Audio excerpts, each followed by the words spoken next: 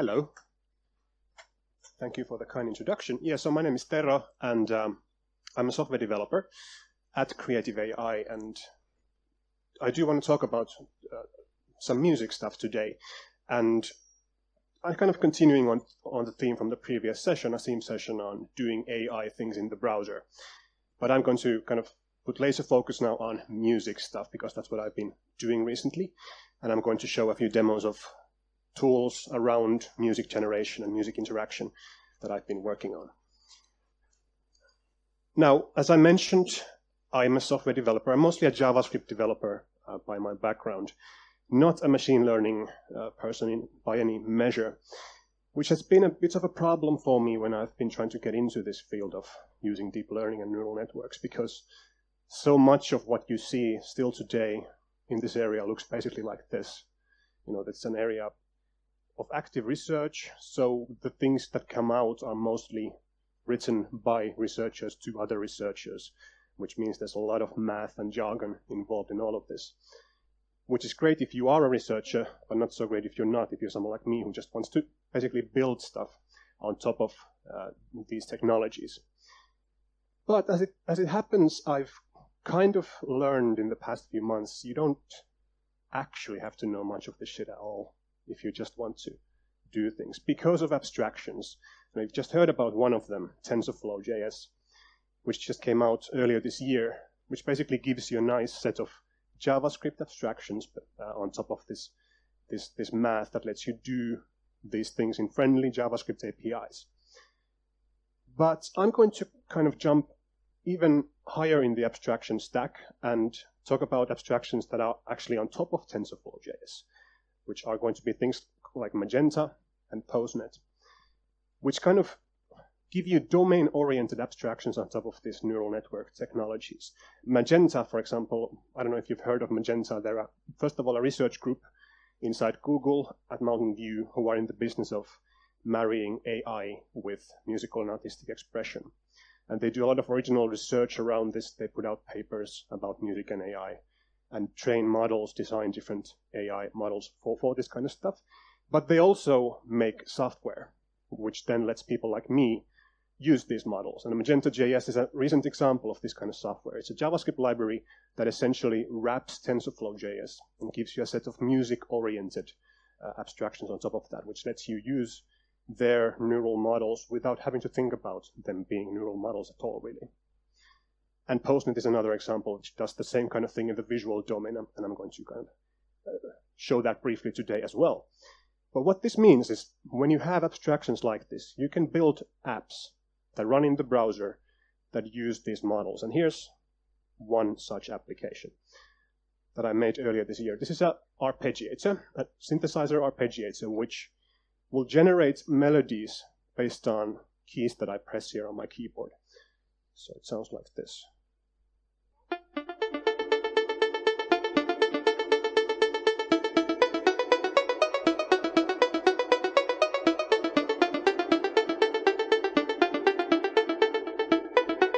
So every time I put my fingers down, there's a neural network on this page that will generate a melody based on the keys that I press down. And it's going to be a different one every time, so I don't really predict what's going to happen when I do this. A new pattern at every keystroke.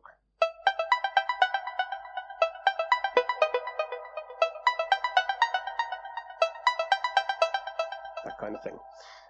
This is powered by a Magenta model called Improv RNN, which is short for recurrent neural network. It's a kind of neural network architecture they often use for this kind of sequential generation of things, which is not simple if you look at how it's made at all, but if you just want to use it, on the surface of it, it turns out it is actually kind of a simple thing, because you can think of it as just a function with some inputs and outputs. And the purpose of this function or model is to take the beginning of a melody and generate a continuation for that melody. So that it can answer this question of, if this is how the melody begins, how should it continue? That's what it does. So it takes two inputs in this case, that beginning seed of the melody, and then a chord structure if you want to generate melody that stays within a certain tonal chord, such as C major 7th in this case. You can do that, which kind of gives you a bit more musical control over this as well. And then it just pops out a melody which you can play. And in code, this is how it all looks like. So we have the Magenta JS library, which has this Magenta music thing, which we can import. And then we can initialize a model called Music RNN.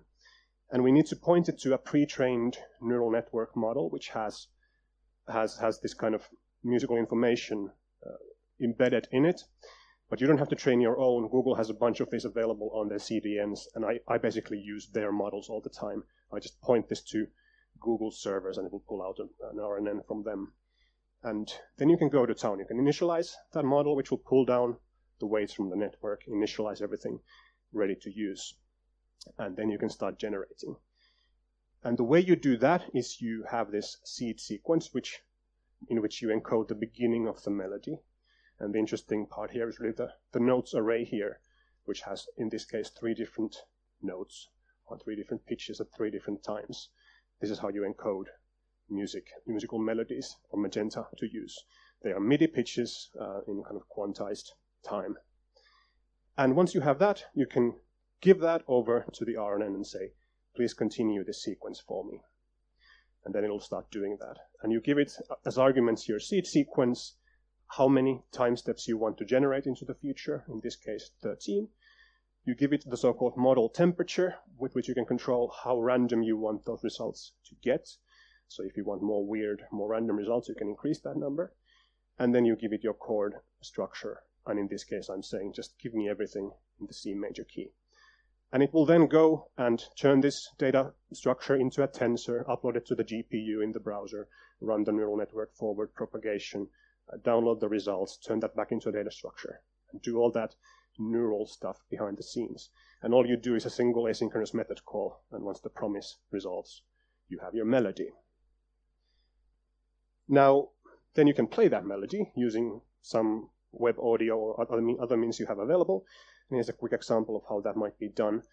First of all, I am combining all my notes here into one array, the notes that I have in my seed sequence, and the notes that come from the result generated sequence. So I have one big array of all the notes, and then I initialize an instrument with which I can play this melody. And I'm using Tone.js in most of my applications, including this one, and use something called a sampler that they have, into which I load some synth sounds, those sounds you were hearing just in the previous demo, with which I can then trigger these different notes as they play. And then I make this little loop, asynchronous loop, in which I play the whole thing. And I'm using something called schedule repeat from Tone.js, which is kind of a musical equivalent of a JavaScript set interval, which repeatedly calls a function for you, but it does so in kind of using musical time. And what I do in that loop is every time it triggers, I figure out which time tick I'm currently in. So there's a tick variable here which loops between 0 and 15, because that's the duration of this musical loop. And every time I figure out then on that tick which notes should be playing on that tick, by looking at which notes have their start step at this point in time. And then I play those notes by handing them over to my Tone.js sampler. And that is what actually makes the music play. And those are the kind of steps you need to, first of all, generate a melody and then play it in JavaScript. Now, that's how you make melodies, but you can do other things as well. So here's another demo that shows some generative stuff. This is a drum machine, which kind of uses the same operating principle as the arpeggiator. We have this kind of seed structure here, where I can define a drum pattern, and then I can click this button, which will have the neural network generate the rest of the pattern for me.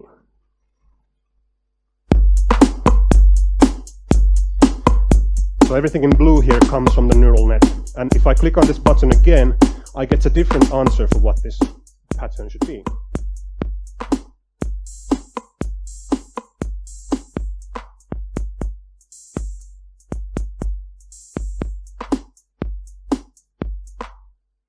Some of them are more interesting than others.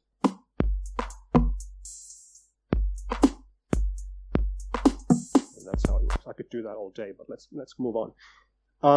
This is powered by another Magenta model called Drums RNN in this case, which is very, very similar to the Improv RNN in how it operates. You give it a seed pattern and it generates the rest of the pattern. So the seed pattern in the previous demo was all the red stuff on the left, and the blue stuff was the generated pattern. So those are the two different sides of this process. And in code, it's also very, very similar to the previous demo. In fact, the APIs for these two things on the generative side are exactly the same. We still initialize a music RNN, give it a pre-trained URL, pre-trained model URL, which again Google has available for drums as well. And then we provide a seed sequence in the same data structure that I was using before. In this case, the difference is just that this data structure does not encode a melody, it encodes a drum pattern, but you still use the same structures. So it's using the so-called general MIDI standard for mapping pitches to drums. So 36, for example, is the kick drum. So I'm saying that step 0 is a kick drum hit, and so on. So that's how you put your drum pattern in this data structure. But then again, you just hand that over to Magenta and say, continue this sequence for me for 12 time steps at temperature of 1.0, and out pops the final drum pattern, and different one every time you call this method. And then you can use any web audio tone.js libraries, anything you want to play those drums. And those are a few examples of RNNs that come with Magenta. There's a few others that I won't get into too deeply today. I'll just mention briefly performance RNN because that's very interesting. It's interesting because it's trained not only on music as a structural thing, but music as performed by human beings. It's trained on human piano performances, and it aims to capture things like expressive timing and expressive dynamics from those performances, which then means that when you generate things with this, they have this kind of human-like quality of kind of as if a human being was playing that music. And you can find that on the TensorFlow.js website. They have this demo up there, which you can just try how that sounds and maybe hack on it too. But I'm going to leave RNNs now and move on to something a bit different, because I want to kind of also show you that you can do more with these models than simply continue sequences, which is what I've been doing so far. You can have kind of richer interactions with music as well, and this demo here kind of aims to demonstrate that. It's called The Incredible Spinners from Musical Latent Space, and it's based on these little loops of music. There's one of them. Here's another one. And you may notice already that this is a bit different from the previous one in that these are not just single melodies, these are actually multi-tracked music. So the model I'm using here captures multi-instrumental music, multiple instruments playing at the same time, including percussion, all going on at the same time. And so this application has two of these loops here right now, and if I click on this button, it will start generating more of them for me.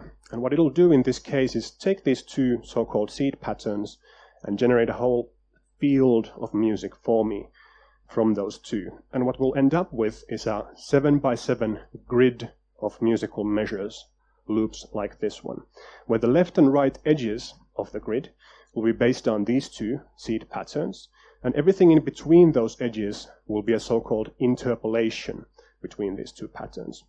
And the point of that is to have this kind of smooth transition from one kind of musical measure to another, where every transition is kind of a small step towards something else. Every time I move around here, the music will change a little bit, and as I go further, I will get further musically as well from my starting point. So let me just move around here a little bit to show you how this works.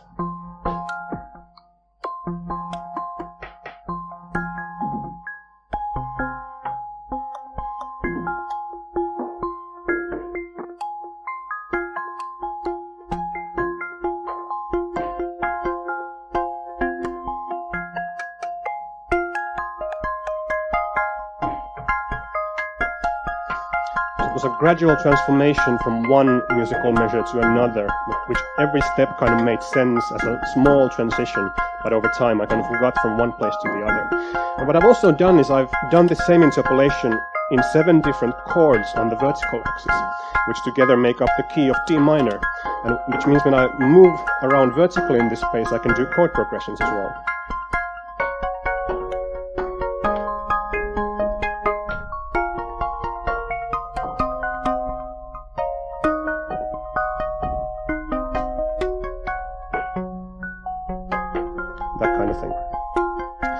each one of these measures comes from the neural network, from this Magenta model, and then I can just move around in it and make my own music that way. Now this is powered by another Magenta model called the Music VAE, which is short for Variational Autoencoder. And these are slightly richer models than RNNs, and what they try to do is capture some information in a kind of geometric space, in this case a geometric space of music. It's a big space where every point is the address of some kind of musical measure. So every one of those loops from the previous application live in some coordinate inside this big space. And this is a very high dimensional space. It has 256 dimensions in this case, so you can't really intuit what's going on in it, but you can still think of it geometrically. And I'm visualizing it as a 2D thing today to just make sense of it, but it's actually 256D. But anyway, what you can do with that is you can, for example, just randomly pick some points from that space. Random coordinates, so-called z-values or embeddings, and say, what kind of music lives in this address in the space? You can decode any one of those points and find a musical pattern, because at any coordinate in that space, there will be some music. And you can just randomly pull music out of this model of possible musical measures, which is a lot of fun in itself. But that's not where it ends. You can do more as well. For example, if you have an existing pattern, an existing measure of music, you can encode that and ask, where in that space does this pattern live? Because once you know that, you can do things with that information. You can, for example, look around in the neighborhood of that pattern and transform those coordinates a little bit, because points that are close to that point in the space will sound similar. So we'll find musical measures that are not exactly the same as the one you had, but similar to it. So you can kind of find musical neighborhoods that way. If you have two existing patterns, you can encode both of them to obtain two different points in the space.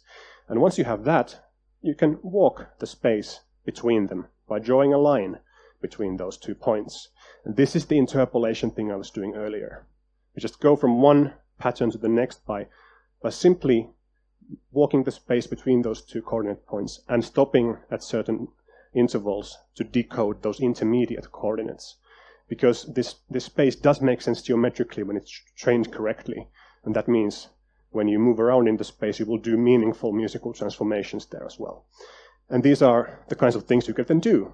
If you have a geometric model of music, you can explore it, you can move around in it, you can transform things by doing vector arithmetic, essentially, which is a lot of fun to be able to do.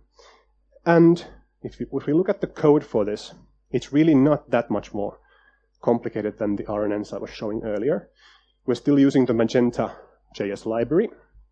In this case, we instantiate the Music VAE model, but we still just point it to a pre-trained model. And again, Magenta has these provided on their CDNs. And then we initialize it, and then we can start using it. We can, for example, sample the space. So just take a random sample like I was doing in that example previously. In this case, I'm saying, pick me one example with temperature 1.0 in the C major chord, and it will give you a measure of music. And you can then play that. And interpolation you can do. For that, you do need those existing measures that you want to interpolate between. And again, this is using the same data structure as before, into which you encode these measures. And this could be based on random points you sample from the space. You could maybe craft them manually. Or maybe if you want to play a music keyboard or something and capture that into a data structure. Any way you want to do it, you just need one of these data structures and then put your music in there, and then you can use this model. And the way you use it is again with a single method call called interpolate. And you say, please interpolate between these points for me, these measures. Do it in 5 interpolation steps with temperature 1.0 in the C major chord. And then you get a 5-point kind of journey, musical journey from this musical measure to this one, in a way that hopefully all makes sense, and kind of then you can play just like I was doing in that previous demo. And those are some examples of pre-trained models that Magenta has available. They have a number of RNNs, a number of VAEs, pre-trained for us to use. They all use the exact same API I was showing earlier. They're just trained on different kind of musical information for different purposes, from simple melodies to drums to multi-instrumental music to human performances. And all of this you can use today.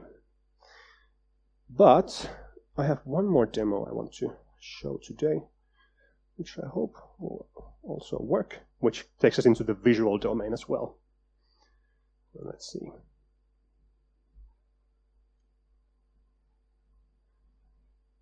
Hello.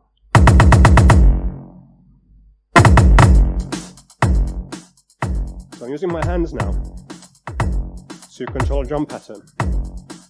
And the closer I bring my hands, the shorter the drum pattern will be.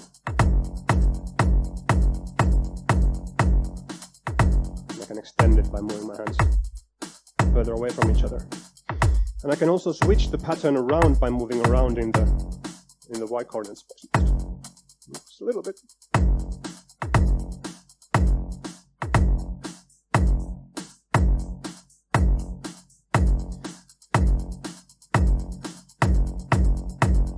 So what's going on here is that there's a drum pattern generated by Magenta, actually 8 different drum patterns, an interpolation from top to bottom. And I'm switching between them by moving my hands around in the vertical space. I can also do another one here by clicking this button here.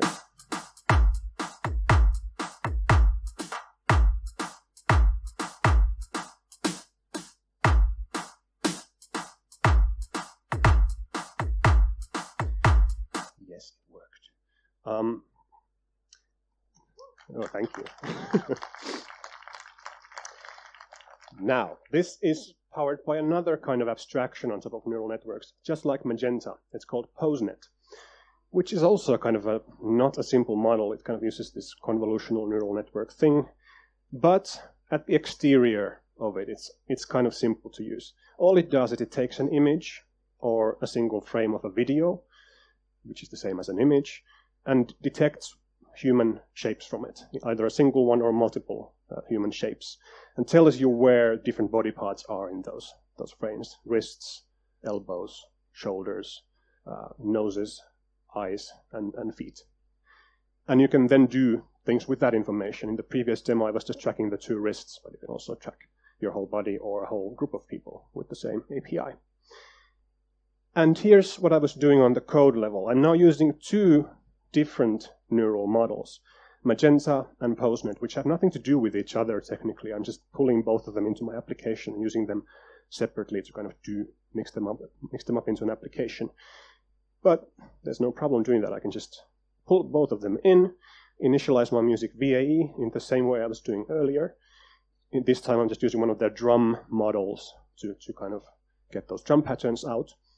Then I also initialize the PoseNet, which again will load up the pre-trained model from Google's servers, a bunch of magic numbers essentially into the browser.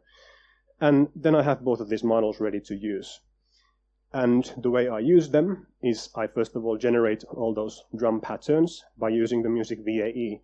I'm doing a random sampling of 2 drum patterns from the model's space of all drum patterns in the world that it has included in it. And then I do an interpolation between those 2 patterns, an 8-point interpolation, which gives me an array of 8 drum patterns. And I put that in a variable. And then I start detecting the visual frames. And I do this in a loop where at each time I call this estimate single pose method from PoseNet and give that the video tag, the video element I have on the page as an argument, which I've connected to my webcam input. And I'm saying estimate a single pose from this video if you are more certain than 0.5 that there is actually a pose in it. And the last Boolean flag there is to flip it around horizontally, because I'm using a self-facing webcam. It makes sense to turn left into right and vice versa. And that's included in the API. And that gives me back, eventually, when it's done detecting, a pose, where I will find all the different key points of my body. And in this case, I'm only interested in the left and right wrists, so I pull them out from the array using some Lodash code, and then, given that they are actually found, I do this pose update, which then turns that information into something that updates the music. And then I schedule the next detection to occur after some amount of time. And in my application, I'm using kind of a rare or a kind of long delay between two detection frames, 150 milliseconds, just because I need some CPU to actually play the music. But you can do this in a tighter loop as well if you want to. And then I have this kind of example of what I then do with those visual coordinates. So I turn those 2 points on the screen into something I then use to update the music that plays. And the way I do that is simply measure the distance, Euclidean distance between those 2 points to see how many pixels away from each other my wrists are in that frame. And then I also see which one of my hands is higher in the frame by finding the minimum y coordinate of those two. And then I divide that by the height of the video in pixels to get a relative number between 0 and 1. So 0 is when my hand is at the very top of the frame, and it's 1 when it's at the very bottom of the frame. And those two numbers I then use to figure out what to play. So the duration of the drum loop will be a number between 0 and 16, because they are 16 beats long or shorter than that. So that's based on the distance between my two hands. And the index of the current interpolated drum pattern from the VAE is going to be a number between 0 and 8, based on how high my hands are in that frame. And then those two numbers I give to my little music routine to kind of update the drum pattern, which drum pattern to play, and how long the duration of it should be. And, well, the rest of this demo you'll find online in Drawbridge GlitchMe. And all my other demos as well, you can find them either on CodePen or on Glitch. And that includes all the source code for them as well, so if you want to just play around with that and remix them, do whatever you want with them, they are all available. And yeah, I hope I've kind of given you the idea that if you are interested in doing some music hacking, music generation as a JavaScript developer, you can do that today. And you don't have to think too much about neural networks and things like that in order to do that, because these abstractions give you a layer in which you can work in this without delving into AI too much at all, unless you want to start training your own networks at a later point. But that can wait. You can start hacking today, as I have done. And here are my links. Find me on Twitter. Happy to discuss any of this later with you as well. Thank you.